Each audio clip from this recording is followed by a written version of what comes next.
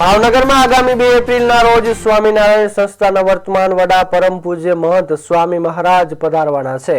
છેલ્લા 8 વર્ષના લાંબા સમય બાદ પૂજ્ય સ્વામીજી ભાવનગર પધારી રહ્યા હોવાથી સંતો, હરિભક્તો અને નગરજનોમાં અનેરો આનંદ અને ઉત્સાહ જોવા મળી રહ્યો છે।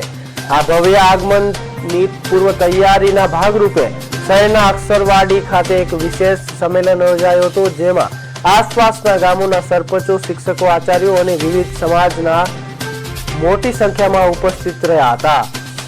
સારંગપુરથી પધારેલા પૂજ્ય જ્ઞાન નયન સ્વામીએ મહંત સ્વામી મહારાજના જીવન અને સંસ્થાના સેવાકીય કાર્યો વિશે પ્રેરણાદાયી પ્રવચન આપ્યું હતું।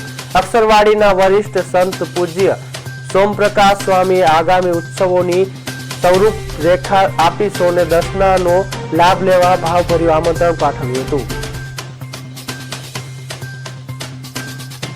ખાસ ભાવનગર માટે જ પધારતા હોવાથી મહંત સ્વામી મહારાજનો લાભ લેવા આપ બધાએ સૌ ભાવનગરના તમામ ભાવિકોને આમંત્રણ આપીએ છીએ કે ઘેર બેઠા આવો લાભ છે તો ખાસ બધાએ પધારે એ અમારું ભાવભર્યું આમંત્રણ છે।